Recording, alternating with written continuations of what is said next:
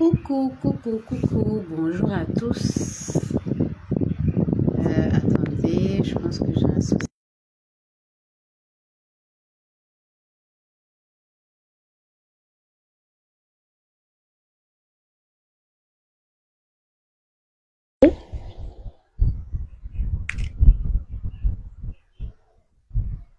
Bonjour à tous.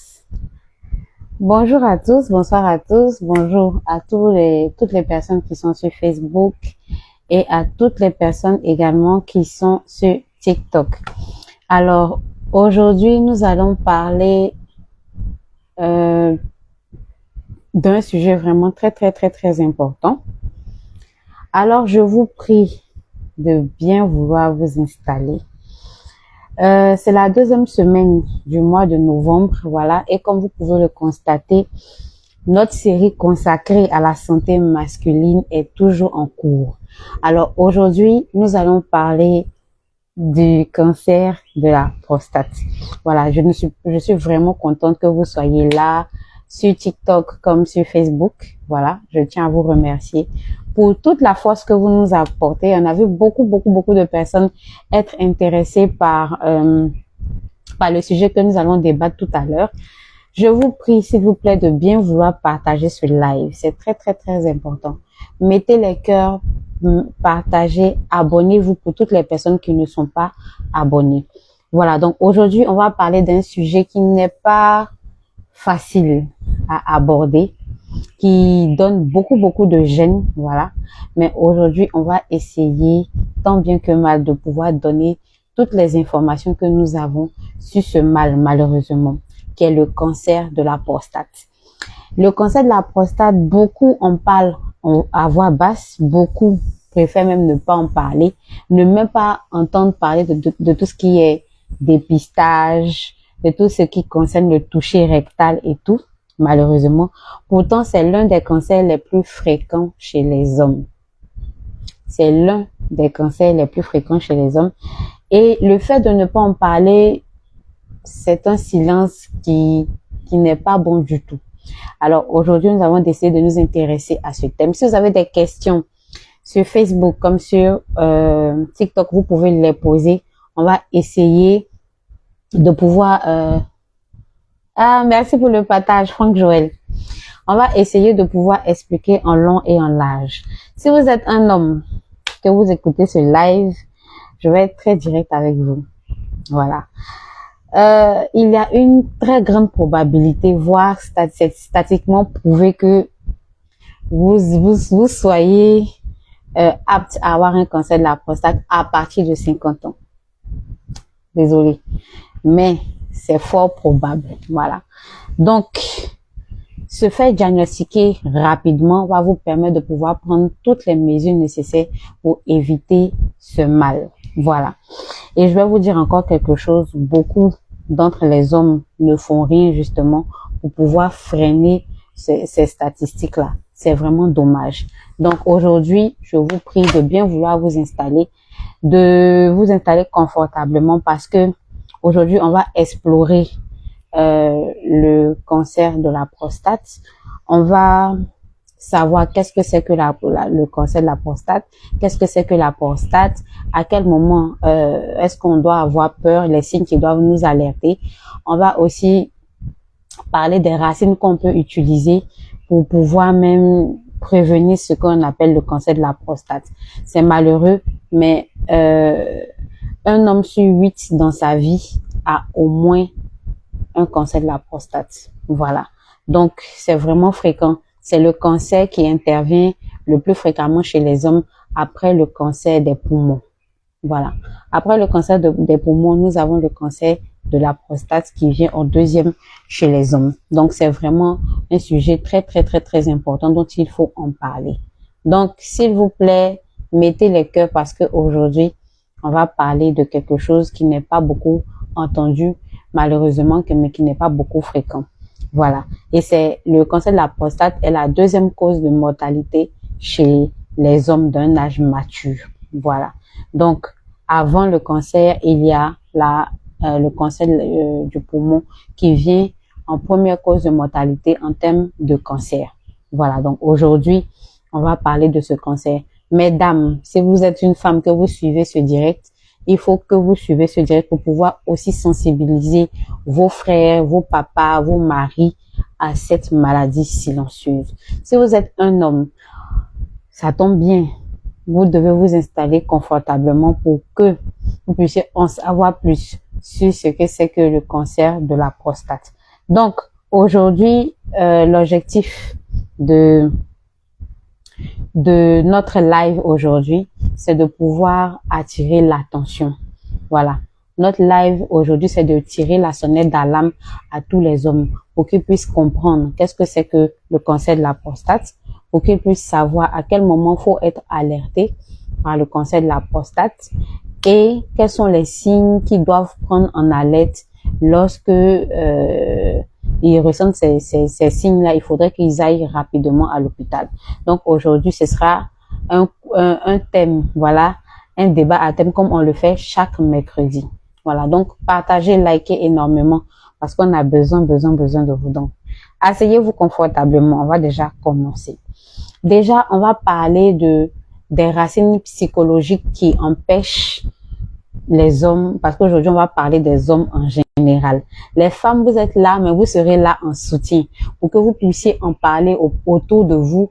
Lorsque vous allez peut-être entendre parler de certains signes, par exemple, vous pouvez alerter votre mari, alerter votre frère, alerter votre mari et tout sur les différents signes qu'il va recevoir.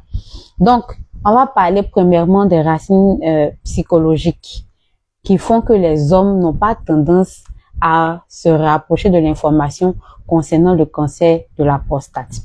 La première racine, c'est le mythe de l'indépendance. Le mythe de l'indépendance, c'est quoi? Un homme doit se débrouiller seul. C'est ce que la société africaine nous apprend. Un homme se suffit de lui-même. Un homme ne doit pas demander de l'aide. Un homme doit résoudre ses problèmes tout seul. Est-ce que la société dit non? Un homme ne doit pas pleurer. Un homme, lorsqu'il a des problèmes, il doit affronter les problèmes. C'est ce qu'on dit. Mais le fait de partir voir un médecin déjà pour parler, pour essayer d'avoir l'information, pour un homme, c'est un peu comme si ça frôlait, ça frustrait sa dignité. Voilà, donc le mythe de l'indépendance chez l'homme va faire qu'il va pas vouloir s'intéresser à toutes les informations quand on va parler du cancer de la prostate. Malheureusement. Alors, chers hommes, je tiens à vous dire que il faudrait que vous puissiez avoir tous les détails concernant cette maladie parce que c'est vraiment du sérieux. C'est une maladie silencieuse. Et je vais vous dire pourquoi est-ce que cette maladie est silencieuse. La deuxième racine psychologique, on va parler du contrôle émotionnel. Les hommes ont tendance à vouloir tout contrôler de manière émotionnelle, c'est-à-dire qu'ils n'aiment pas montrer leurs sentiments. Donc, le fait de chercher à savoir s'ils sont malades ou bien s'ils peuvent développer, par exemple, le cancer de la prostate, va faire que ils vont se sentir vulnérables.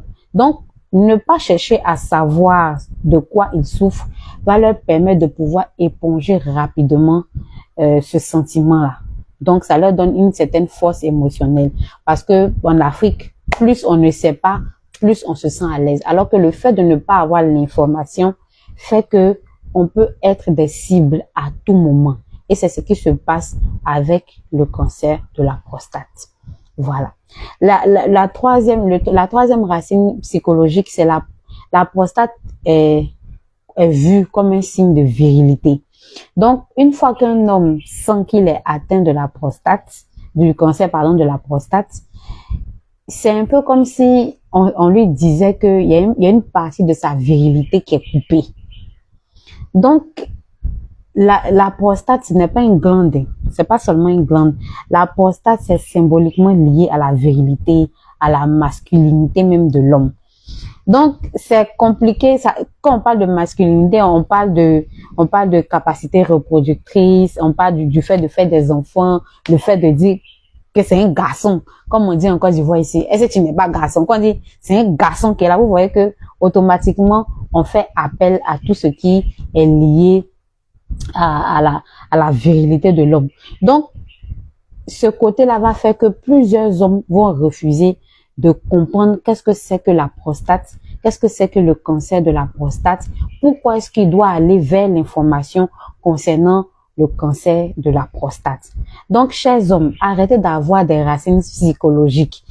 Un homme, il a tout à fait le droit de savoir qu'est-ce qu'il y a, qu'est-ce que c'est que le cancer de la prostate. Un homme a tout à fait le droit d'aller voir un médecin pour savoir est-ce que voilà mon âge, est-ce que je suis en train d'avoir un cancer, est-ce que voici des signes que j'ai. C'est tout à fait normal.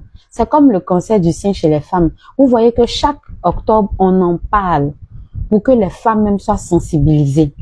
Mais combien d'hommes vont faire leur dépistage? Combien d'hommes arrivent à aller voir des médecins pour dire, ah docteur, je suis venu faire un diagnostic pour savoir si ma prostate va bien et tout. Ça n'existe pas. En tout cas, pas beaucoup. Donc, s'il vous plaît,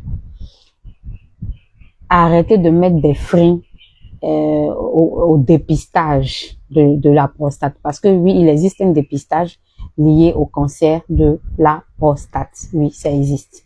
Voilà. Donc, le premier frein, c'est la gêne corporelle. On va en parler. Pourquoi est-ce qu'on va dire que c'est la gêne corporelle? Parce que il y a ce qu'on appelle le toucher rectal. Le toucher rectal, c'est quoi? C'est le fait que vous allez voir un médecin et le médecin en question va vous dire je vais faire un toucher rectal qui consiste à, il va porter des gants, il va prendre un peu de lubrifiant, il va mettre sur ses doigts et puis il va mettre ça à l'intérieur de votre derrière. Voilà. Donc, le fait qu'un homme pense qu'il y a un autre homme qui va le toucher comme ça, bon, ça fait que ça crée un frein. Et les gens sont beaucoup susceptibles. Les hommes sont beaucoup susceptibles parce que ils se disent que bon, c'est leur masculinité, on ne doit pas toucher à ça. Alors que si vous ne faites pas le toucher rectal, vous ne pouvez pas savoir si vous êtes. Il y a deux manières de faire le test. Le premier, c'est de faire le toucher rectal et le deuxième, c'est de faire le PSA. Le PSA, c'est comme un contrôle sanguin pour pouvoir voir comment va votre prostate. Voilà. Donc, il y a également la méconnaissance. Il y a beaucoup d'hommes ici qui ne savent même pas ce que, quand on dit, monsieur, qu'est-ce que c'est que la prostate? Quand tu demandes ça à un monsieur, l'homme, il sait même pas, ça veut dire quoi? Bon, vous êtes en train de lutter dans le mois d'octobre là, de lutter contre la prostate. Si on fait un micro-trottoir pour demander aux hommes, bonjour monsieur, qu'est-ce que c'est que la prostate? Il y a des gens qui ne savent même pas. Bonjour monsieur, qu'est-ce que c'est que le cancer de la prostate? Ils ne savent même pas c'est quoi. Donc c'est à vous là que je vous dis de vous asseoir aujourd'hui, parce qu'aujourd'hui, on va parler de ça. Vous luttez, vous collez nos sœurs là. Ah, allô, c'est novembre, c'est comment? Aujourd'hui, on va parler de ça. Le fait de ne pas connaître ce que c'est que le cancer de la prostate, de ne pas connaître ce que c'est que la prostate, fait que déjà, on en a peur parce qu'on n'a pas l'information. Et de deux, ça fait que on se donne toutes sortes de scénarios. Combien de personnes savent qu'il existe un dépistage de la prostate? Combien de personnes savent comment on fait le dépistage de la prostate? Il y a beaucoup de choses que des personnes n'ont pas l'information. Et c'est vraiment dommage. Donc aujourd'hui, nous, on va tirer la sonnette d'alarme. On va parler de ça. Donc arrêtez de mettre une barrière pour dire que non, moi, ça ne me concerne pas. Moi, je vais bien. Le cancer, généralement, à plusieurs stades. Il existe des cancers très silencieux. Et il y va aussi pour le cancer de la prostate. Vous pouvez développer un cancer de la prostate sur 10 ans, sur 15 ans, sur 20 ans. Et ça, c'est un cancer qui n'est pas agressif. C'est un cancer très silencieux. Au moment où vous allez commencer à faire les symptômes, vous êtes déjà en une phase avancée. Et ça, on ne pourra plus rien faire. C'est pour ça que nous, on a décidé de parler du dépistage du cancer, du dépistage de la prostate. C'est très important. À partir d'un certain âge, si vous êtes un homme, que vous avez à partir de 50 ans, s'il vous plaît, pensez à aller faire vous dépister. On va en parler, on va parler des signes qui doivent nous alerter. Mais pour l'instant, je veux qu'on parle de tout ce qui est autour du manque d'information, le tabou générationnel. Combien de papas font asseoir leurs enfants d'un certain âge, de 25 ans, de 30 ans, où ils savent qu'ils ont des femmes, des chéris dans leur vie pour leur parler de la prostate? Combien d'hommes en âge de procréer vont voir un médecin pour leur dire: ah, docteur, vraiment aujourd'hui là, je veux savoir à quel niveau est ma prostate. Il n'y en a pas. Combien de médecins généralistes disent à leurs patients: ah, monsieur, bonjour, je vois que vraiment vous êtes en âge de procréer, vous tendez vers la cinquantaine, faites un test de prostate pour voir si tout va bien. Ça n'existe pas. Même si ça existe, c'est comme ça. Et nous, on a décidé aujourd'hui de parler de tout ça. Donc déjà, on va comprendre la prostate. Qu'est-ce que c'est que la prostate? C'est-à-dire que avant de parler de cancer de la prostate, on va parler de la prostate elle-même. Qu'est-ce que c'est que la prostate? Écrivez en commentaire, hein. Voilà. Écrivez en commentaire si vous avez des questions, si vous avez une manière, par exemple, de voir des choses, si vous avez des informations additives, pourquoi pas. On finit pas d'apprendre. Voilà. Donc, je disais, qu'est-ce que c'est que la prostate? La prostate est une petite glande. Je sais pas comment faire pour le montrer, mais je pense que je vais y penser. Prochainement, je vais vous montrer comment se définit les choses. Donc, déjà, la prostate, c'est un petit glande. Voilà. C'est une glande qui est vraiment petite. Voilà. Et ça a une petite taille. Elle fait environ 20 grammes. On va dire ça comme ça. La prostate fait environ 20 grammes. C'est vraiment petit. Et elle n'est pas visible. C'est pas quelque chose qu'on a l'habitude de voir comme ça. Et c'est quelque chose, c'est un organe, c'est une glande, pardon, qui régule comment on appelle ça? L'urine, et qui régule également les rapports, les relations sexuelles. Donc, ça veut dire que c'est l'organe qui va réguler si c'est l'urine qui doit sortir ou bien si c'est le liquide là qui doit sortir. Lui, c'est son rôle. Donc, la prostate, qui est une glande, se situe sous la vessie. Bon, malheureusement, je ne peux pas vous montrer comment ça s'appelle. Je ne peux pas vous montrer le corps humain. J'aurais dû penser à ça, malheureusement. Donc, la prostate est une glande qui se trouve sous la vessie. Voilà, ça entoure l'urètre. Donc, l'urètre, la vessie, tout ça, vous savez que c'est lié à l'urine, à l'organe reproducteur et tout. Vous savez que c'est lié à ça. Donc, c'est lié à l'urètre. L'urètre est un canal par lequel l'urine va passer. Voilà. Donc, sa fonction, la fonction de la prostate, c'est de produire le liquide séminal. Le liquide séminal, là, c'est quoi? Avant que le liquide blanc sorte, là, il y a un petit liquide façon qui sort là. C'est ça qu'on appelle le liquide séminal. Voilà. Donc, c'est dans ce liquide-là que nagent normalement les spermatozoïdes. Donc, avant de vomir là, avant de vomir le liquide blanc, je parle en code, voilà, parce qu'on est sur les réseaux. Avant de vomir le liquide blanc là, le liquide transparent qui sort d'abord là, on appelle le liquide séminal. Et le liquide séminal, c'est dans ça que les spermatozoïdes nagent. C'est dans ça que eux, ils baignent. Donc, la prostate, elle est située sous la vessie et elle est, comment on appelle ça? Elle est entourée par l'urètre. Bon, elle entoure l'urètre, voilà. Elle entoure l'urètre. Donc, c'est un petit organe. Vous voyez que sa fonction est digba comme ça. Sa fonction est très grande. Pourtant, c'est un petit glande. Donc, de 1, il va réguler l'urine. De 2, il va réguler les trucs là. Je peux pas parler comme il faut, c'est pas facile. Voilà. Et ensuite, il va affecter la prostate affecte deux choses. De un, l'urine. De deux, la fonction érectile. Ce qui fait que quand tu as la prostate, tu n'arrives pas à bien être dur. Tu comprends, non? Tu n'arrives pas à être comme ça. Donc, quand tu as le cancer de la prostate, il y a deux choses qui seront affectées. Quand tu as le cancer de la prostate, il y a côté pipi là qui sera affecté. Et puis, il y a le fait que tu pourras pas être dur. Parce qu'il va arriver des fois où tu as des problèmes. Ça n'arrive pas à devenir droit. Ça tombe beaucoup. Si tu as le cancer de la prostate, ça tombe beaucoup. Et puis, souvent, au lieu de faire pipi, quand tu veux commander pipi, c'est autre chose qui sort. Donc, si tu as un papa qui a commencé à avoir ça, c'est qu'il est en train d'avoir le cancer de la prostate. Voilà. Donc, pour les hommes qui ont tellement peur dans la tête, voilà, il faut comprendre que la prostate, c'est elle qui contrôle deux choses dans la vie. La première chose, c'est l'autonomie corporelle, c'est-à-dire ton pipi.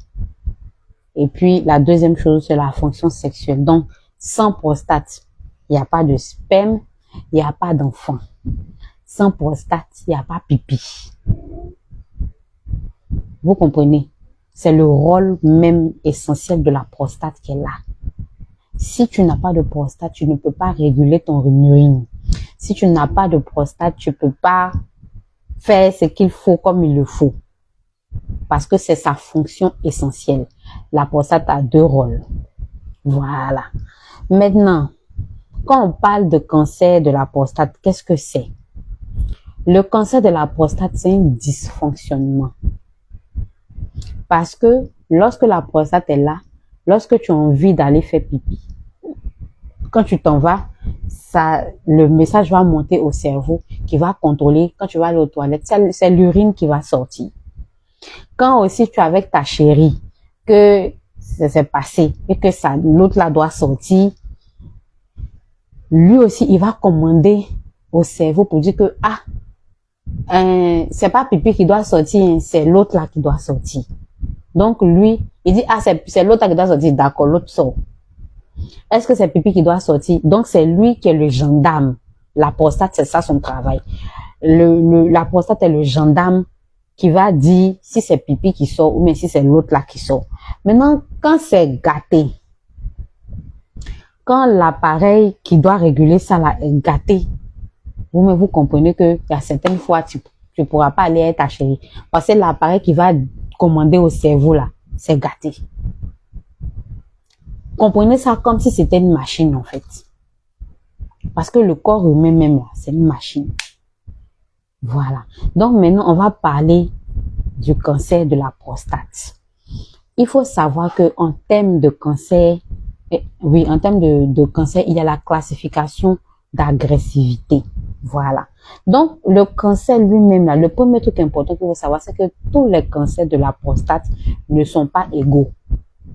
Oui. Si vous avez des questions, n'hésitez pas à les poser dans les commentaires. On va essayer de répondre.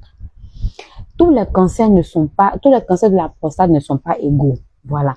Parce que les hommes, dans leur tête, ils pensent que cancer, c'est cancer. Oui, moi, dès que je me sens pas bien net, si on me dit que j'ai cancer net, c'est que c'est ça. Non. Dans la vie, cancer n'est pas cancer. Donc, il existe en termes d'agressivité 3 catégories de cancers liés à la prostate. La première catégorie, c'est le cancer non agressif. C'est là que je vais vous montrer maintenant pourquoi est-ce que vous pouvez avoir un cancer sur 10 ans. Vous pouvez avoir un cancer sur 20 ans, sur 15 ans. La première catégorie, en termes de classification de cancer, le premier, c'est les cancers non agressifs. Les cancers non agressifs, leur particularité, c'est que ce sont des cancers très lents. Ce sont des cancers très, très lents. Eux, ils croissent lentement. Eux, ils prennent tout leur temps. C'est-à-dire, tu peux avoir ce cancer-là qu'on appelle le cancer de la prostate non agressif. Tu peux avoir ça et puis vivre ta vie pendant 10 ans, pendant 15 ans, pendant 20 ans. Tu ne fais pas de symptômes. Tu n'as pas de symptômes. Toi, pour toi, tout va bien. Et puis, c'est 20 ans après que lui se déclenche. Il n'y a pas de symptômes réels. Ceux-là, on les appelle les cancers non agressifs de la prostate. Donc, eux, le risque de propagation est très faible. Lui, il va pas vite. Il prend son temps. Il sait qu'arriver devant là-bas, il va t'avoir. Donc, lui, tu peux avoir ça à 10 ans. C'est-à-dire que tu as commencé peut-être à avoir le cancer là, peut-être à 50 ans. Tu as eu les premiers signes à 50 ans. Et puis, jusqu'à 70 ans, ça va. Jusqu'à 70 ans, tu n'as pas de problème, ça va. À partir de ta 70e année, tu commences à avoir les symptômes. Et puis le médecin va te dire, mais madame, même monsieur, il y a longtemps que vous avez ça fait 20 ans que vous avez ce cancer. Ne dites pas que c'est faux, hein, parce qu'il fait partie des cancers non agressifs. Voilà. Donc pour ces cancers-là, ça ne nécessite pas de faire automatiquement une chirurgie. Parce que lui, sa propagation est lente. Donc lui, c'est de vraiment te surveiller. Le médecin va pas te dire de faire une chirurgie, mais le médecin va te dire de te surveiller. Il va te dire régulièrement, si tu vois ça, faut te comporter comme ça, il faut prendre tel médicament, il faut aller comme ça, il faut aller comme ça. Donc, des personnes, c'est comme ça que vous comprenez qu'il y a des personnes qui ont des cancers qui n'ont jamais été opérées. Par contre, il y a des personnes, dès qu'ils ont leur cancer, en même temps, on dit non, il faut une opération chirurgicale. Ceux qui ont ces cancers qui n'ont jamais été opérés, par exemple, ils vont te dire, mais prenez les médicaments et tout. Ce sont ceux qui sont dans la classification du cancer non agressif de la prostate. Voilà. Donc, lui, il va pas te tuer. Ce cancer-là ne va pas te tuer. Voilà. Si tu as un cancer de la prostate non agressif, il te tue pas. Il va, c'est-à-dire, il évolue un peu, et toi. Après lui, la deuxième catégorie, il y a le cancer modérément agressif. C'est-à-dire, lui, il n'est pas non agressif, il n'est pas très agressif. Il est au milieu. Donc, celui-là, la croissance est beaucoup plus rapide que le cancer non agressif. C'est plus rapide que le cancer non agressif et il peut mettre 3 à 4 ans. 3 à 4 ans comment on appelle ça, pour que les symptômes commencent.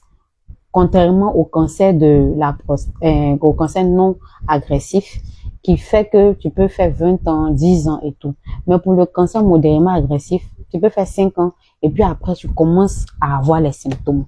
Voilà. Donc, ça va nécessiter un traitement. On peut te faire la chirurgie, on peut te faire la radiothérapie, on peut te faire, comment on appelle ça, d'autres soins. Voilà, parce que lui, il se propage un peu plus rapidement par rapport à la première catégorie. Voilà. Maintenant, la troisième catégorie, eux, ce sont les cancers agressifs et très agressifs. Voilà. Les cancers agressifs, leur croissance est rapide. Leur croissance est très, très rapide. Job a déjà arrêté. Merci beaucoup pour les cœurs. La troisième catégorie, c'est très, très, très, très rapide. Donc, lui, 1 an, 2 ans, tu commences à avoir les symptômes et ça va vite. C'est un cancer qui va nécessiter comment on appelle ça, une intervention chirurgicale rapide. Parce que si on ne fait pas rapidement, ce n'est pas bon pour toi. Voilà. Donc là, le taux de suivi, c'est pas désespéré, mais le taux de suivi n'est pas énorme. Voilà. Donc, quand vous allez passer faire, voilà pourquoi on demande d'aller faire le dépistage de la prostate, du cancer de la prostate, pour que déjà on puisse détecter est-ce que vous êtes en bonne santé, ça c'est 1. De 2, est-ce que vous êtes dans quelle catégorie?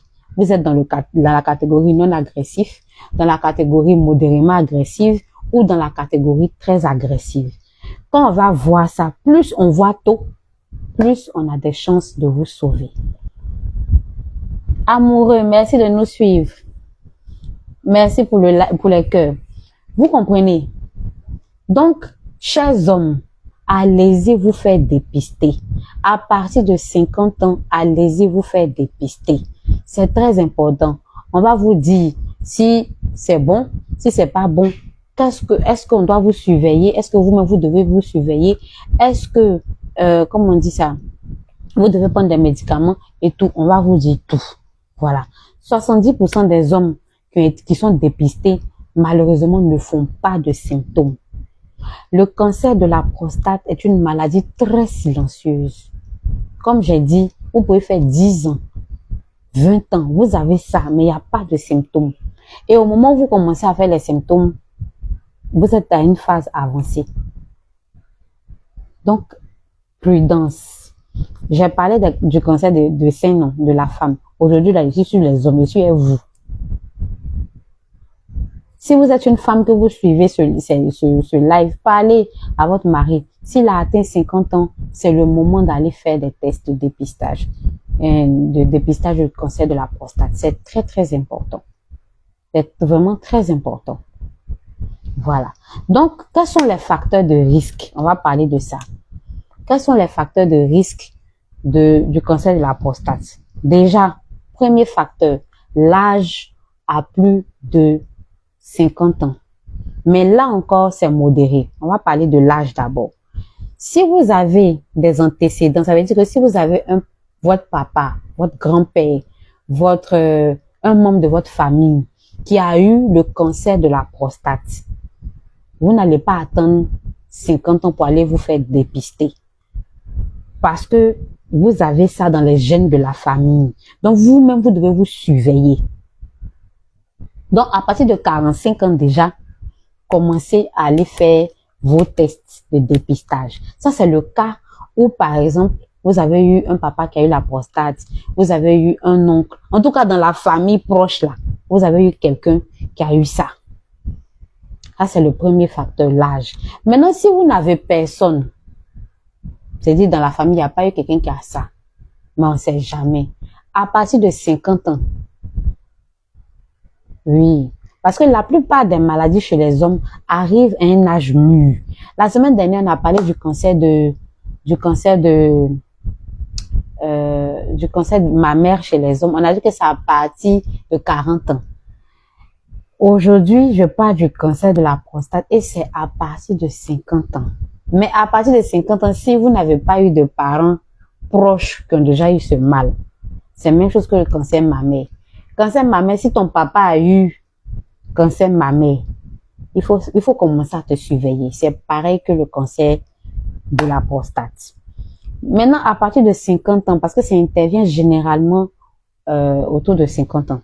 Donc, si vous avez plus de 50 ans, commencez à aller vous faire dépister, chers hommes. Allez-y, regardez. Sait-on jamais.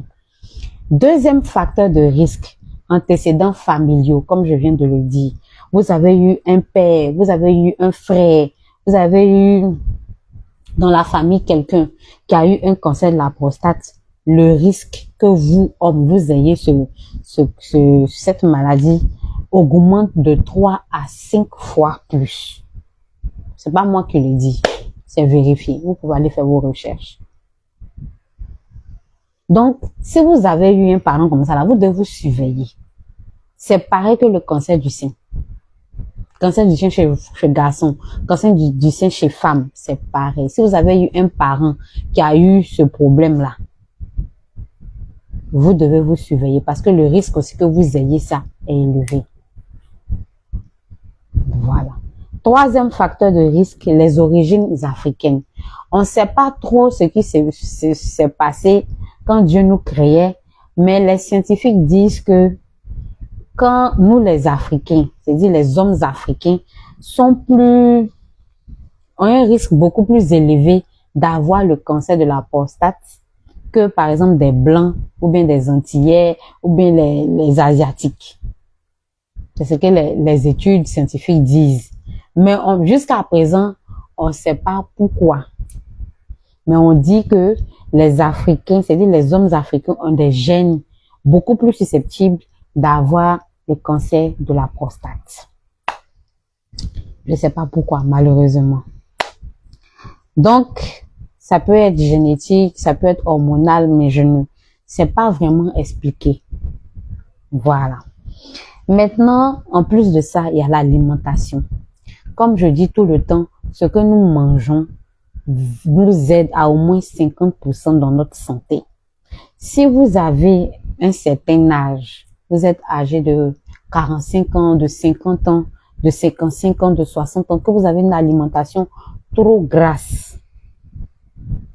À partir de 40 ans même, commencez à vérifier ce que vous mangez. Si vous avez une alimentation trop grasse, ou même vous êtes en surpoids, ou même vous êtes obèse, ce sont des facteurs de risque du cancer de la prostate. Donc, attention. À partir d'un certain âge même, on doit faire très très attention à ce qu'on mange, à ce qu'on consomme. On doit faire très attention à notre poids. De un, le surpoids même agit sur les os parce que ça agit sur la colonne vertébrale et tout. Mais en plus de ça, ça agit même sur les hommes. Les hommes qui ont gros ventre comme ça, qui sont obèses. Non, moi là, je suis à l'aise. Ce n'est pas bon, papa. Tu es en train de te faire quelque chose de pas bien. Si tu as 40 ans, tu as 50 ans, que tu es devenu obèse, tu es en surpoids, il faut faire un régime. Parce que les facteurs de risque que tu es du gras va agir également sur ta prostate. Parce que l'obésité s'accompagne d'une inflammation chronique. Et quand on parle d'inflammation chronique, on sait que c'est lié à tout ça là. Voilà. Donc, faites très très attention à ce que vous mangez et tout. L'excès de graisse va produire d'autres hormones et puis ça va affecter un déséquilibre hormonal. Ça va créer plusieurs choses. Donc, évitons de trop grossir. Les hommes qui disent que moi je suis garçon, moi je peux grossir. Non, hein. Tu es garçon, tu peux grossir. Non. Faut faire très très très très attention. Très attention à la manière de manger. Parce que trop de gras, c'est pas bon. Une alimentation trop grasse, un corps en surpoids, l'obésité, c'est pas bon. Voilà. Et puis, il y a la sédentarité. Les gens qui passent leur temps assis du matin jusqu'au soir. La sédentarité, ce n'est pas bon. Pourquoi? Parce que il faut faire régulièrement de l'exercice. Il faut bouger de temps à autre. Il faut de temps en temps faire du sport. Comme on le dit tout le temps, il faut faire assez de sport. Le sport, c'est pas forcément courir. Vous pouvez faire la marche rapide, vous pouvez faire la natation, vous pouvez faire les arts martiaux, vous pouvez en tout cas pratiquer un sport. Ça va vous aider à lutter contre la sédentarité. Ensuite, il y a le tabagisme. Le tabagisme, déjà même le cancer du poumon est l'une des premières causes de mortalité en termes de cancer. Après le cancer, il y a le cancer de la prostate. Donc, déjà, quand tu fumes beaucoup là, il y a cancer des poumons qui te guette. Quand tu finis, il y a cancer des poumons là, il y a cancer de la prostate aussi qui te guette. Pourquoi? Parce que fumer, ça augmente le risque d'avoir un cancer agressif. Un cancer agressif, c'est quoi? Pour ceux qui viennent de tomber dans le live, un cancer agressif, c'est un cancer qui évolue rapidement. Son taux de propagation, c'est de 1 à 5 ans. C'est-à-dire que lui, 1 an, 2 ans, 3 ans, ça va rapidement. C'est ça qu'on appelle un cancer agressif. Voilà. Donc, est-ce que vous avez déjà fait, qui ici a déjà fait son test de dépistage du cancer de la prostate? La personne qui a déjà fait n'a qu'à écrire en commentaire. Je suis curieuse de savoir. Est-ce que, mesdames, vous avez déjà accompagné votre mari, ou bien votre frère, ou bien votre fils pour faire ce qu'on appelle le dépistage du cancer de la prostate? Est-ce que c'est déjà arrivé? Maintenant, on va parler des signes qui doivent alerter. Si vous remarquez ces signes, partez à l'hôpital. Ce n'est pas forcément le cancer de la prostate, mais allez-y à l'hôpital parce que c'est important. Donc, le premier signe, je tiens d'abord à dire que vous pouvez avoir le cancer de la prostate sans avoir de symptômes, sans avoir de signes. C'est-à-dire que ça peut arriver que vous-même, vous êtes malade, puis vous ne savez pas que vous êtes malade. Ça peut arriver, oui. Ça, on va parler par exemple du cancer non agressif. Parce que vous pouvez être malade, vous ne savez pas, il n'y a pas de symptômes, il n'y a rien du tout. Donc, faites très très attention à vous. Donc, on va parler des signes qui doivent alerter quand vous avez le cancer de la prostate. Le premier signe, c'est la difficulté à uriner ou bien le besoin d'uriner. Bon, pardon, le besoin fréquent d'uriner. C'est quoi? Il y a des personnes qui se réveillent la nuit. Ils peuvent se réveiller 5 fois. Ils peuvent se réveiller 6 fois, 7 fois même pour uriner. Il y a le diabète qui fait ça, mais il y a aussi la prostate qui fait ça. Donc faites très attention. Lorsque vous remarquez ce signe, allez-y à l'hôpital. Lorsque vous remarquez ce signe,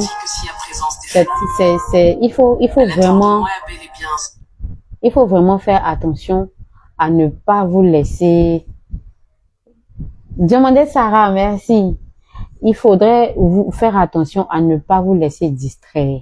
Donc, lorsque vous partez, par exemple, aux toilettes, et que depuis vous attendez, pipi là, ça vient pas. Ça vient pas. Ça vient pas. C'est difficile. Vous avez envie de pisser, mais dès que vous partez là, ça dure avant que ça ne sorte. Il faut aller voir à l'hôpital ce qui se passe. Ou bien, vous savoir que vous êtes également en train d'avoir des symptômes qu'il faut faire très attention. Voilà. Donc, ça, c'est le premier signe qui doit vous alerter lorsque vous sentez ces signes-là. Il faut partir à l'hôpital. Le deuxième signe, c'est les problèmes urinaires et les problèmes sexuels. Vous avez des problèmes urinaires ou bien vous avez eu des infections à répétition, des problèmes urinaires. Vous avez eu plusieurs fois des infections, vous n'avez pas bien traité. Il faut savoir que si vous avez toujours une infection urinaire qui revient, allez-y à l'hôpital. Peut-être que votre prostate est touchée. Ensuite, les fuites urinaires. Il y a des personnes qui sont là et puis leur pipi là, ça sort seul. Si vous êtes dans ce cas-là, allez-y à l'hôpital. C'est pas forcément la prostate, mais ça peut être un problème lié à la prostate. Il y a des personnes qui n'arrivent plus à se contenir. C'est-à-dire que dès que pipi le sait, là, faut que ça sort. Il peut plus attraper. Si vous avez ces signes-là, allez-y à l'hôpital. C'est important. Si, par exemple, vous êtes là, dès que vous toussez, pipi sort, mais vous commencez à rire un peu net, pipi sort, allez-y à l'hôpital. C'est important. C'est bon? Ensuite, il y a des personnes, comme je disais, qui ont les infections urinaires, par exemple, le sang dans les urines. Si vous avez fréquemment du sang dans vos urines, allez-y à l'hôpital, s'il vous plaît. Allez-y regarder, voir ce qui ne va pas. Ça peut être même un problème lié à votre prostate. Voilà. Si vous avez des douleurs pendant que vous êtes avec madame, au moment où ça doit être chic là, ça vous fait mal. Ou bien, vous avez des douleurs dans le bassin, dans les cuisses, dans le bas du dos. Souvent, vous dites que c'est hernie. Souvent, c'est pas hernie. Hein. Souvent, c'est pas hernie. Souvent, c'est des problèmes liés à votre prostate. Donc, allez-y à l'hôpital. Souvent, vous êtes là, vous êtes fatigué, vous savez même pas ce que vous avez fait. Et puis, vous êtes fatigué. Allez-y à l'hôpital. Vous êtes là, vous maigrissez, vous perdez du poids. Ce sont des symptômes que je dis. Si vous avez tout ça en même temps, vous avez une fatigue inexpliquée. Vous avez le manque, la perte de poids. Vous avez très mal dans le bassin, dans le dos à la fois. Quand vous êtes avec votre chéri Coco là, au lieu que ça soit chic là, c'est pas chic. Ça devient douloureux pour vous. Comme si même vous êtes en train de vous blesser. Chers hommes, je suis en train de vous parler. Partez à l'hôpital. C'est très important. Si pendant même que vous êtes en train de faire la chose que c'est sorti, et puis vous voyez, il y a un peu de sang dedans, c'est pas normal. Allez-y à l'hôpital.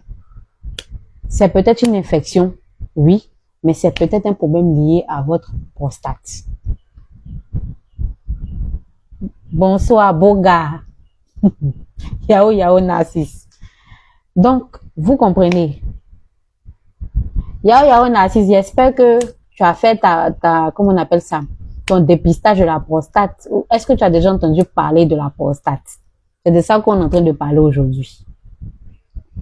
Donc, vous voyez, maintenant, quand c'est grave là, vous avez des douleurs osseuses, les douleurs dans les os. Je ne sais pas comment il va expliquer ça. Vous avez la faiblesse dans les jambes. Vous sentez que vos jambes deviennent faibles. Vous ne comprenez pas. En fait, il y a beaucoup de petits symptômes que les gens ont. Et souvent, ils vont pas à l'hôpital. Ils disent que c'est la fatigue, ça va passer. Je suis où? Je suis au Mali. Je suis au Mali. Donc, vous voyez, c'est ce genre de choses-là, ce genre de symptômes-là qui va faire que lorsque vous avez ça, vous devez partir voir un médecin. Le médecin va vous dire quoi faire. S'il s'agit d'une infection, s'il s'agit d'un début de cancer de prostate, s'il s'agit d'une hernie, ils vont vous dire ce que vous avez. Arrêtez de penser que tout ce que vous avez comme mal là, ça va passer, c'est la fatigue. Le corps qui est là, le corps réagit. Le corps réagit. Donc, quand vous sentez que votre corps n'est pas au top, cherchez à savoir ce qui se passe. Vous pouvez le savoir à l'hôpital ou bien, mais moi, avant de suivre un client, avant de te faire monter, tu veux dire quoi? Tu veux me dire quoi? Et puis elle te fait monter. Dis-moi d'abord ce que tu veux dire et puis elle te fait monter. Donc, le corps réagit toujours premièrement. Soyez attentif à votre corps. Évitez de toujours penser que vous êtes comme des machines. Ah, ça va passer, ça va passer. Non, arrêtez ça. Parce qu'il y a beaucoup de maladies qui jarrent les gens à petit feu. Beaucoup. Et le corps avait déjà réagi à ça. Mais malheureusement, vous n'avez pas fait attention à ça.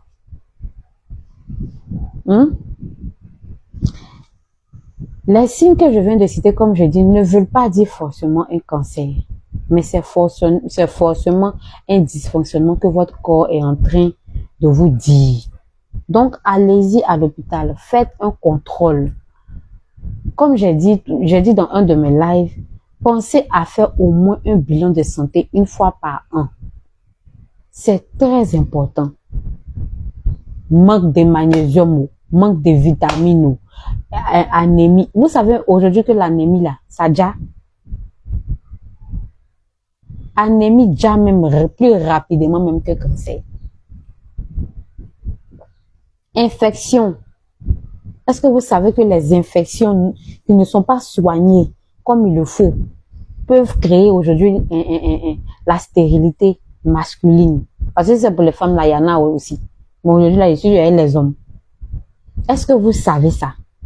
Le fait d'avoir des infections que vous ne soignez pas comme il faut parce que vous négligez. Est-ce que vous savez que ça peut faire qu'à la longue là, tu peux pas devenir papa? À la longue là, tu peux plus faire enfant parce que tu as négligé ta santé. Est-ce que vous savez que quand on dit avoir les hémorroïdes là, c'est quelque chose même là. Vous pensez que quand le corps réagit, vous envoie des signaux. Vous pensez que c'est anodin. Il y a des personnes qui sont là, ils sont avec leur chéri. Et puis eux-mêmes là, ils savent qu'ils sont pas en forme. Mais ils vont dire que non, ça a passé, c'est la fatigue. Pourquoi vous faites ça? Pourquoi vous faites ça? Aujourd'hui, je suis avec les hommes. Les femmes vont se reposer un peu. Je suis avec les hommes. Pourquoi vous ne voulez pas prendre soin de vous? Pourquoi vous voulez penser que tout est une question de dignité? Non, moi je suis un garçon. Moi je ne peux pas avoir ça. Moi je suis un garçon. On ne peut pas me dire ça. Moi je suis un garçon. Et pourquoi? Un garçon c'est pas un homme.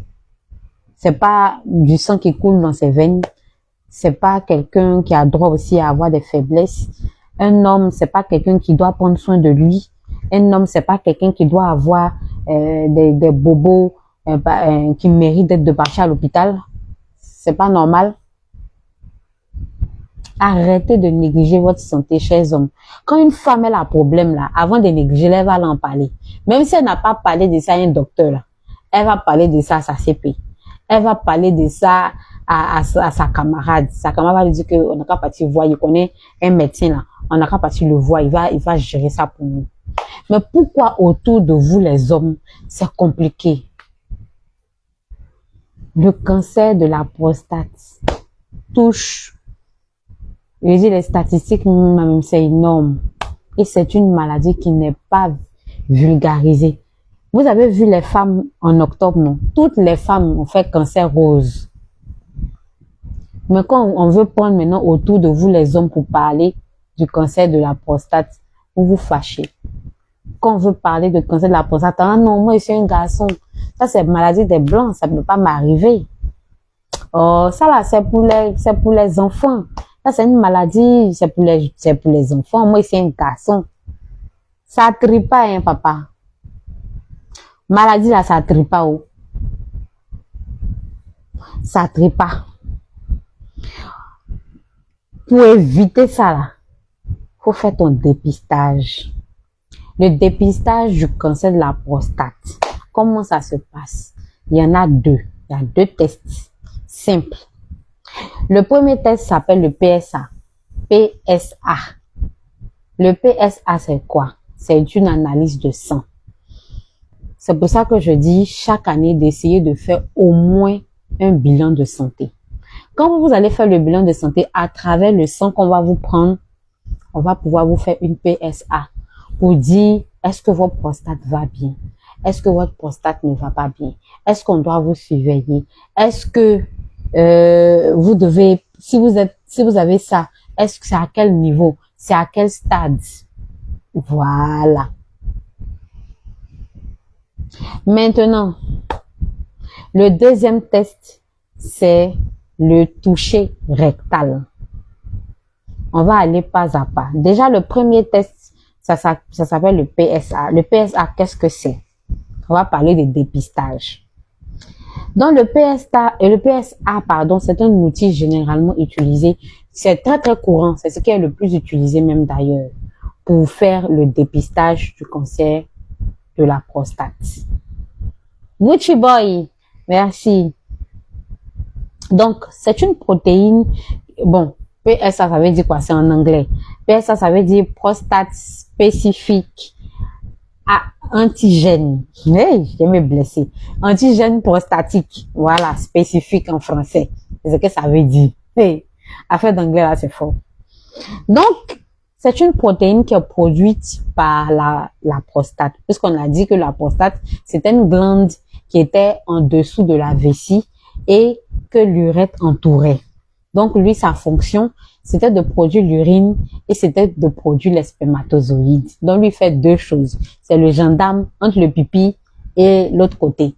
Donc, quand tu es avec Aou là-bas, quand ça fait, et puis ça va venir là, c'est pour ça qui dit, hey, petit, c'est pas pipi, hein. Faut faire sortir l'autre. Quand tu es dans les toilettes, il dit là-bas, ah, c'est pas l'autre là, il faut faire sortir pipi. Voilà. Lui, c'est son travail qui est là. Donc, pour comprendre, pour faire le test de dépistage du cancer de la prostate, le premier, on va prendre, comment on appelle ça? Une petite quantité de ton PSA. Le PSA là, c'est logé, comme j'ai dit, c'est une protéine qui est produite par la prostate. Donc, on va prendre une petite quantité et puis on va analyser. Parce que à chaque fois, cette protéine-là rentre dans ton sang pour les hommes. Pour les hommes, ça rentre dans ton sang. Donc, on va prendre ça et puis on va faire une analyse. C'est ça qu'on appelle le test PSA. Donc, on va analyser là. On va voir si c'est 0 ou bien s'il y a quelque chose.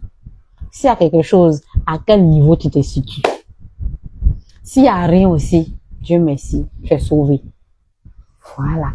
Donc, quand il y a quelque chose d'anormal qui arrive à la prostate, le PSA là, il devient élevé dans le sang. Voilà, la protéine là s'élève à une quantité élevée dans le sang. Donc, ça va faire que on va voir s'il y a quelque chose. Donc, généralement, ça peut être une hypertrophie, ça peut être une infection. C'est pour ça que je mets un point d'honneur sur les infections. Surtout vous les garçons. Quand vous avez infection là, vous ne voulez pas bien traiter. Vous traitez 2 jours et puis après, ça va. Oh, j'ai un rendez-vous le week-end à moi, il ne va pas médicament et le docteur a son maudit. Et tu fais du mal à qui? Infection 1, infection 2, infection 3, infection 4, infection 5, ça agit sur ton PSA. Si ça agit sur ton PSA, ça agit sur ta prostate. Si ça agit sur ta prostate, égale cancer. Problème résolu. Ça, c'est mathématique.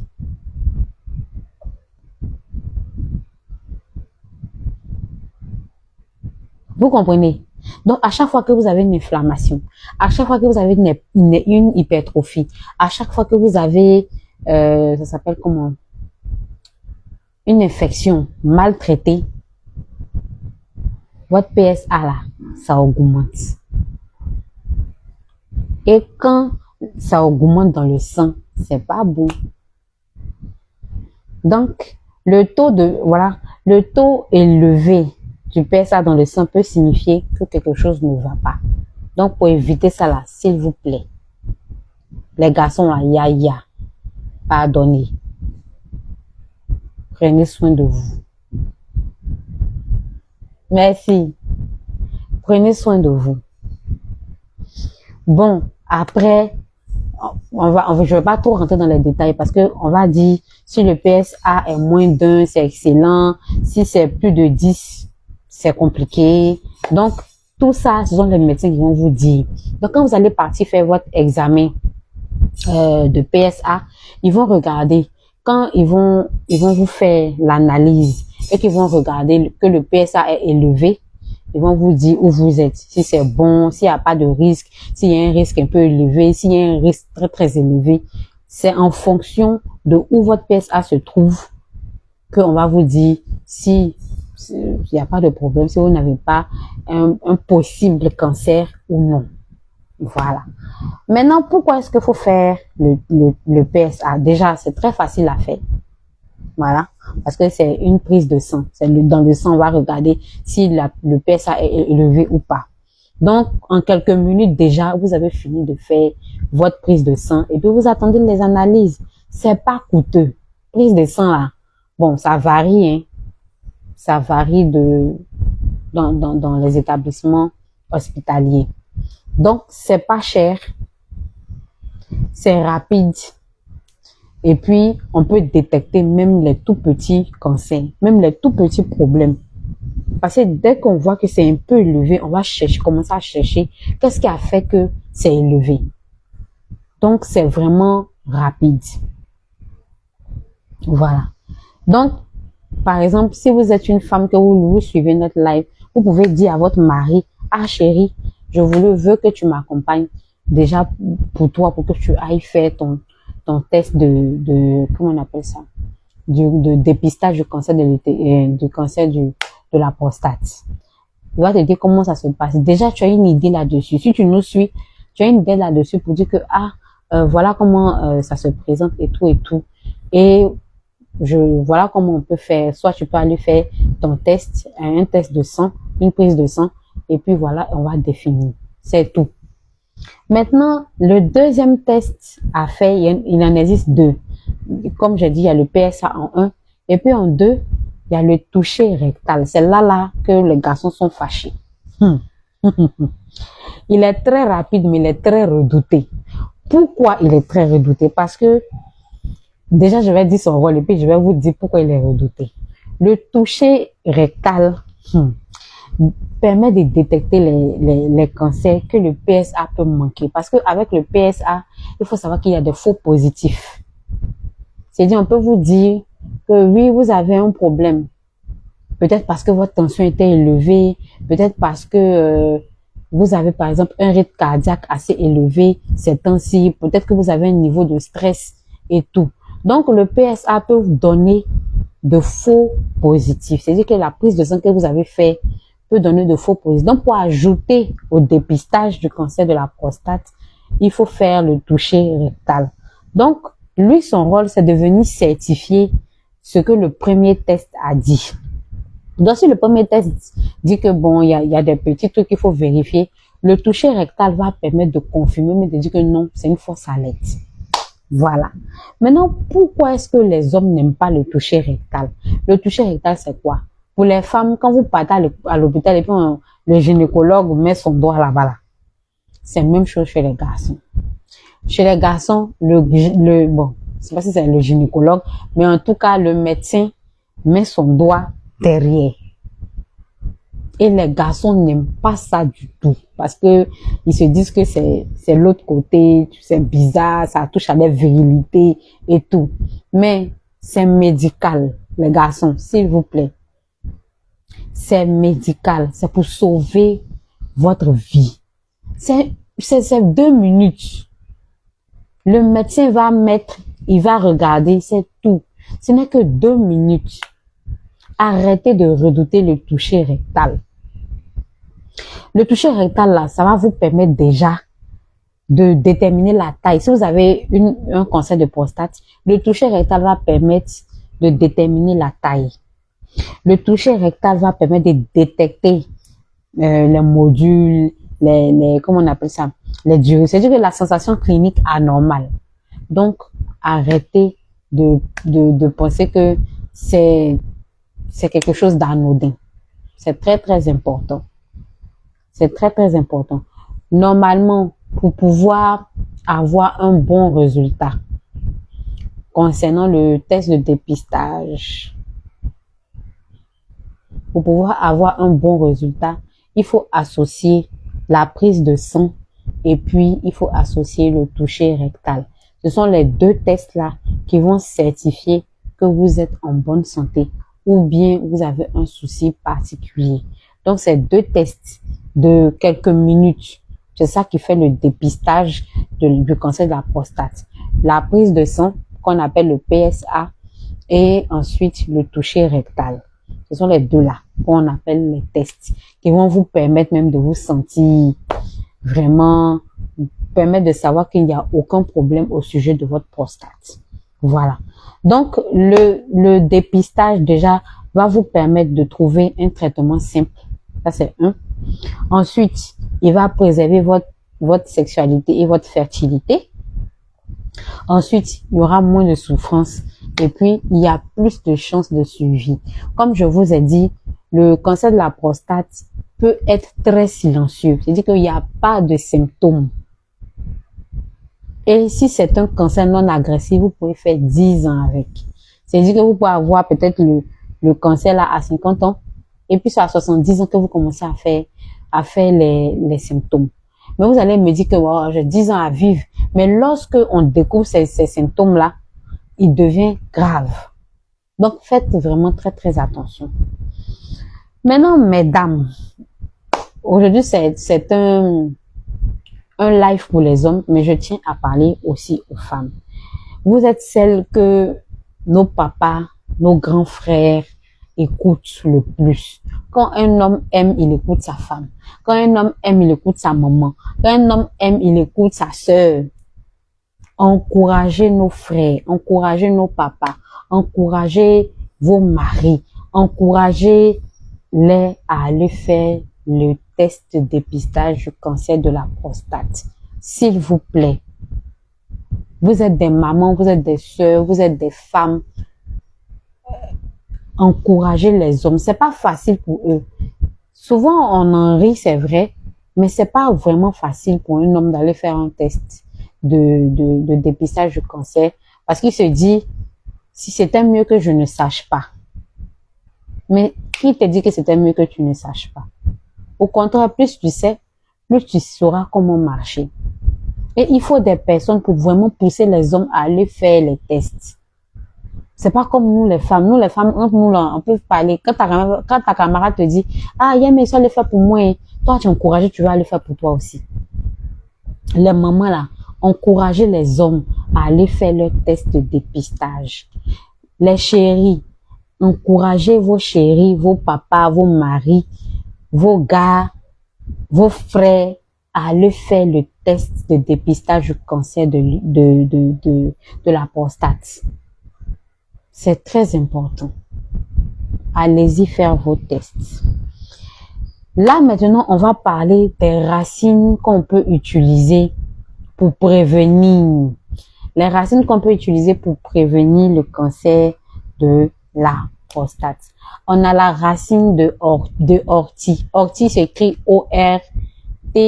Je vais chercher le tableau même, parce que c'est très important. La racine de ortie, là, c'est un anti-inflammatoire naturel, voilà, qui est utilisé pour réduire tout ce qui est hypertrophie, tout ce qui est diminution ou anormalité de la prostate. Voilà.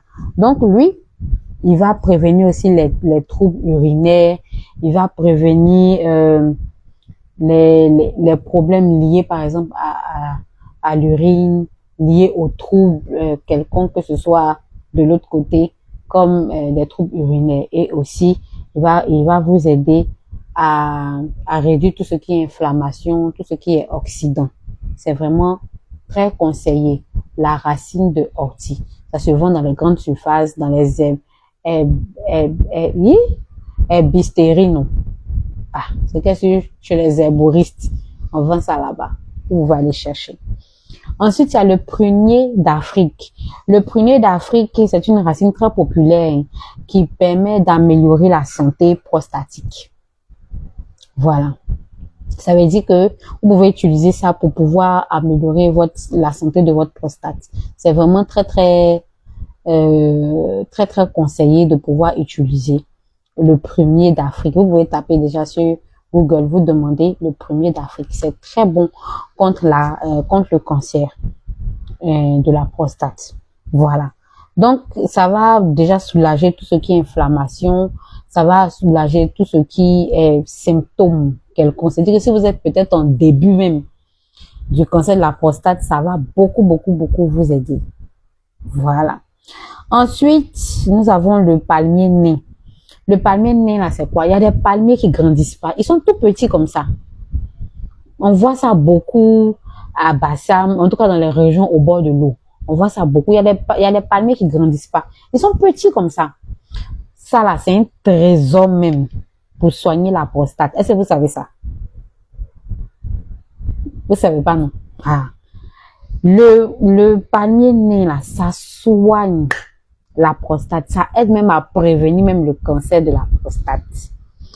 Parce que ces racines sont bonnes. Mais en plus de ça, ça va vous aider même à réduire tout ce qui est troubles urinaires, tout ce qui est infection urinaire. Parce que tous ceux qui ont beaucoup d'infections, tu as infection, tu soignes, ça revient. Tu as infection, tu soignes, ça revient. Infection urinaire, infection sexuellement transmissible, tout ça là, c'est un signe qui joue sur la prostate. Donc, faites très attention.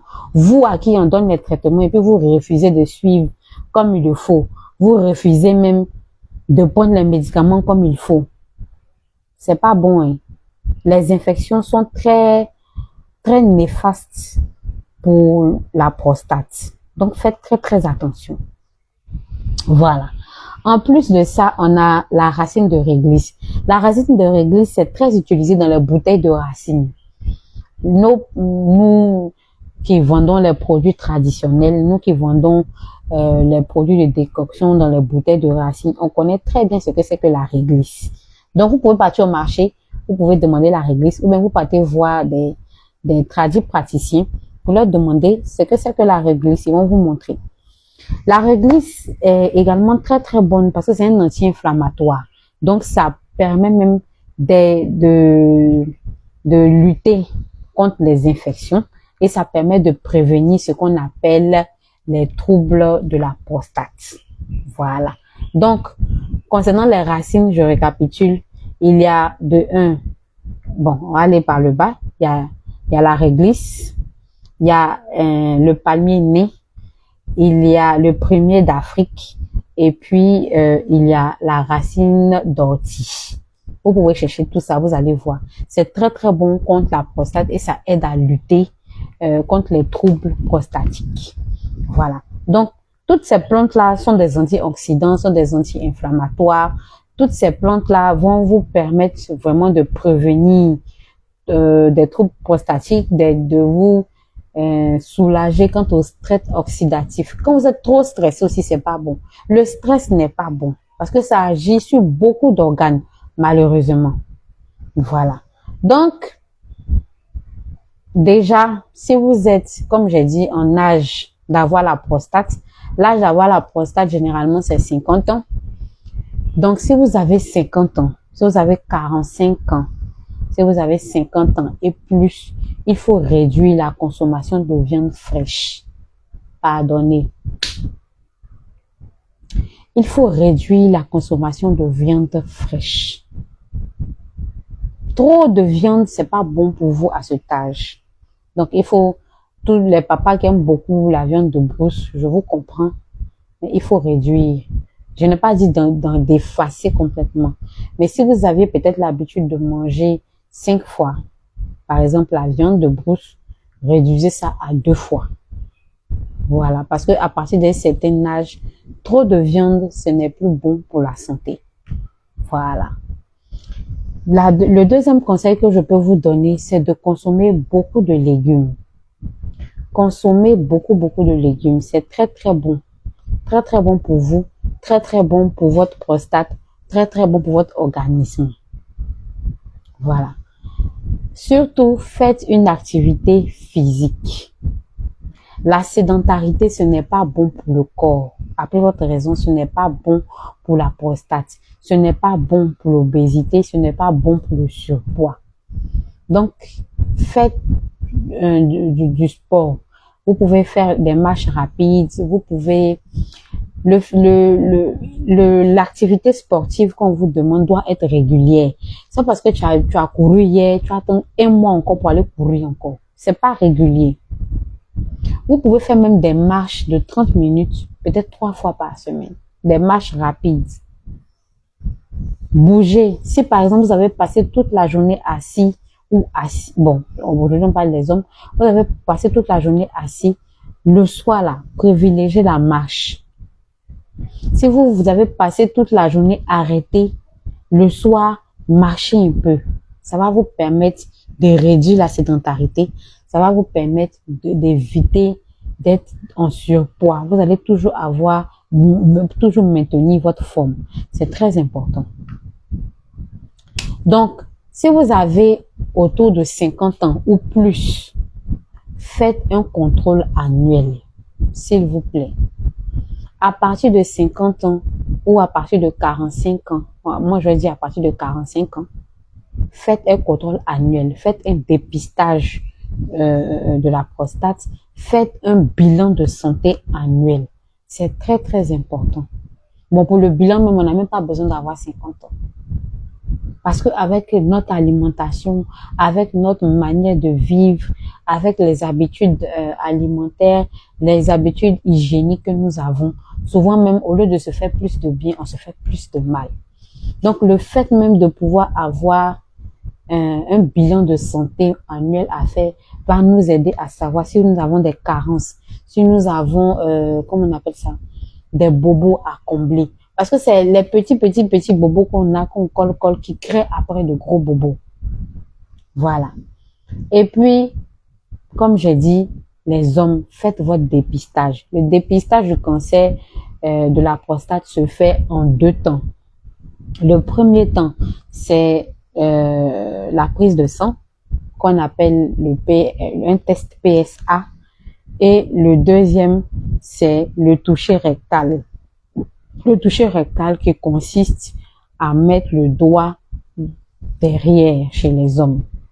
Voilà. Et ce sont ces deux-là qui vont vous permettre de pouvoir savoir si votre prostate, elle va bien ou pas. Voilà. Donc, vraiment, je tiens à mettre un point d'honneur là-dessus pour que vous-même, vous preniez soin de vous. N'attendez pas que les gens viennent prendre soin de vous. Passez à l'action. Passez vraiment à l'action. Et comme je tiens à le dire, le silence, le fait de ne pas savoir grand-chose sur cette maladie est une cause de mortalité.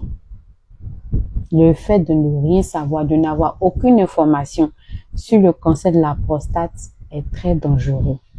Messieurs, faites votre test de dépistage. Mesdames, encouragez les hommes que vous aimez.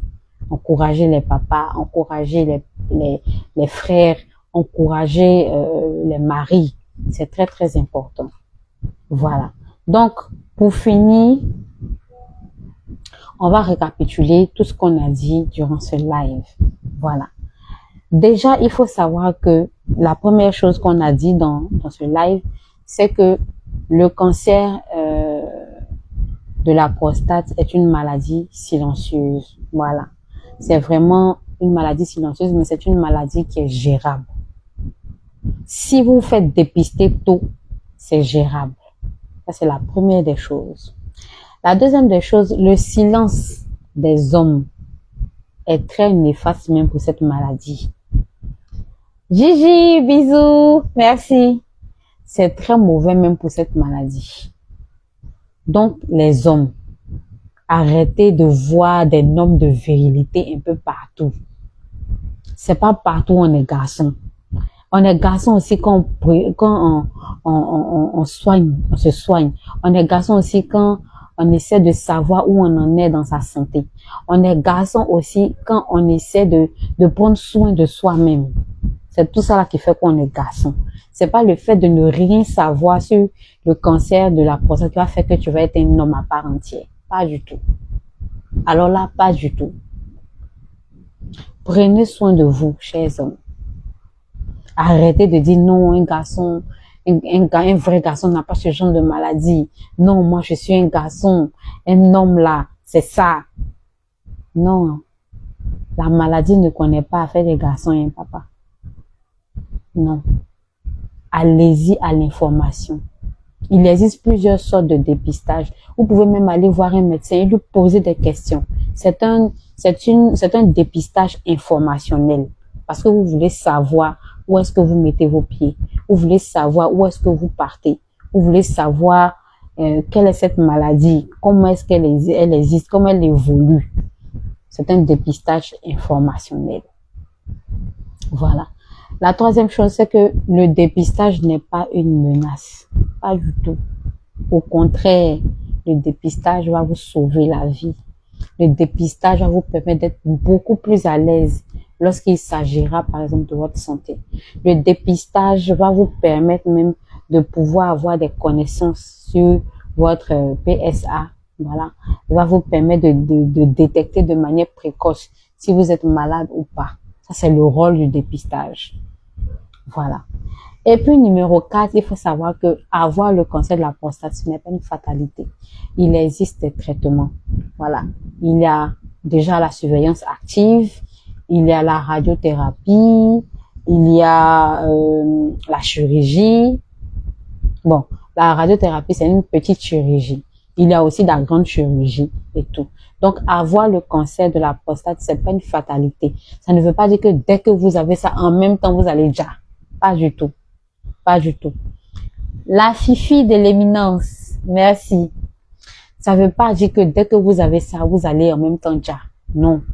Aujourd'hui, il existe plusieurs modes pour pouvoir aider des personnes qui souffrent du cancer de la prostate. Il existe plusieurs modes, par exemple, pour pouvoir accompagner, pour pouvoir détecter rapidement le cancer de la prostate. Plus c'est vu rapidement, plus vous avez des chances de vivre. Vous avez les chances d'en guérir. Vous avez les chances de pouvoir même vous en sortir. Arrêtez de minimiser ce cancer-là. Arrêtez de minimiser les choses. Vous pensez que non, c'est un petit truc, ça va passer. Non, pas du tout. Des gens partent, ils en jassent. Des gens partent parce qu'ils n'ont pas été vigilants. Aujourd'hui, je suis les garçons. Je suis avec vous. Arrêtez ça.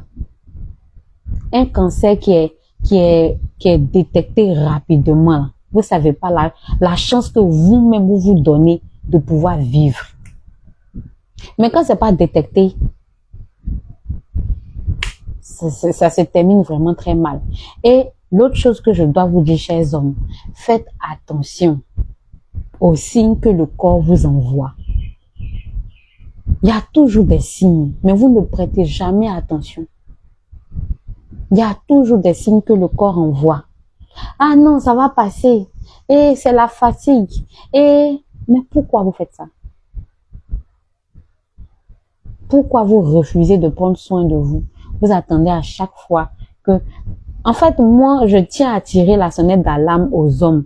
Parce que avec les femmes, c'est différent. Le mois passé, on a vu comment toutes les femmes ont fait des tapages. Elles ont organisé des séminaires. Elles ont organisé des rencontres. Elles ont parlé de ça à la télé. Elles ont parlé de ça sur les réseaux sociaux. Elles se sont même vêtues de rose et tout pour parler, pour sensibiliser leurs sœurs. Mais ce mois-ci là, à part chanter, vous appelez les filles pour dire que venez chanter dans mon micro là. Vous faites quoi? Hein, les hommes? À part chanter, appeler, ma chérie, il pleut, il faut venir chanter dans le micro. À part ça là, qu'est-ce que vous les hommes vous entreprenez? Est-ce que vous décidez d'aller faire des tests de dépistage parce que ça existe? Est-ce que vous décidez d'aller voir un médecin pour dire que moi je comprends pas comment est-ce que ça se passe? Est-ce que vous décidez d'aller, aujourd'hui là il y a internet, est-ce que vous décidez de partir sur internet pour demander même des renseignements? Ah, je veux savoir comment ça se passe. Non, parce que c'est tabou, parce que on se dit que ça c'est une maladie, c'est pour décourager les gens. C'est pour nous décourager, c'est à cause de ça ils ont décidé de faire cette maladie. Les femmes, vous avez aussi votre droit dans cette histoire. Tirez-les pour aller faire leur test de dépistage. Tirez les garçons là pour aller faire leur test de dépistage. C'est le papa de ton enfant, faut le tirer. C'est ton chéri, faut le tirer. C'est ton papa, ton choupiné, faut le tirer. C'est ton daddy sugar, faut le tirer. C'est ton frère, faut le tirer. Il n'a qu'à aller faire son test de dépistage. Le test de dépistage n'est pas coûteux. Ça va pas te prendre même un jour pour faire. Pourquoi vous voulez forcément attendre que ce soit pire avant d'aller prendre soin de vous, chers hommes?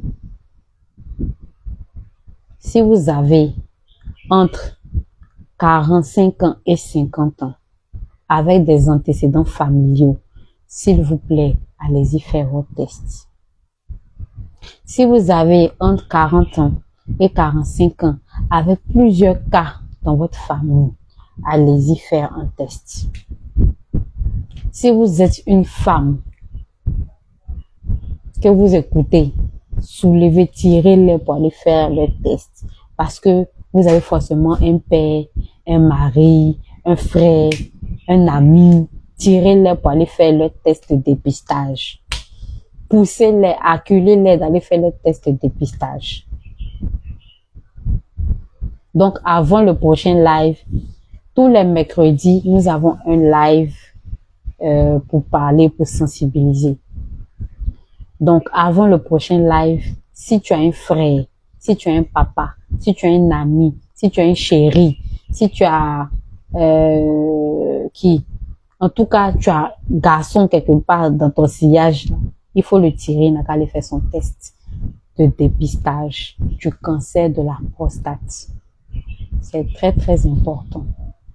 Si vous avez dans votre entourage là, un homme de 45 ans à 50 ans, tirez-le, n'a qu'à aller faire son test. Maintenant, si lui-même dans sa famille là, il y a des ça là, à partir de 40 ans, il n'a qu'à aller faire. C'est très important. Voilà. Donc, c'était notre participation pour sauver des vies. C'était notre participation aujourd'hui pour pouvoir aider toutes les personnes qui souhaitaient en savoir plus sur la prostate. Qu'est-ce que c'est que la prostate? Pourquoi est-ce qu'on a le cancer de la prostate? Quels sont les signes qu'on a qui peuvent alerter la prostate? Donc aujourd'hui, on a parlé de ça.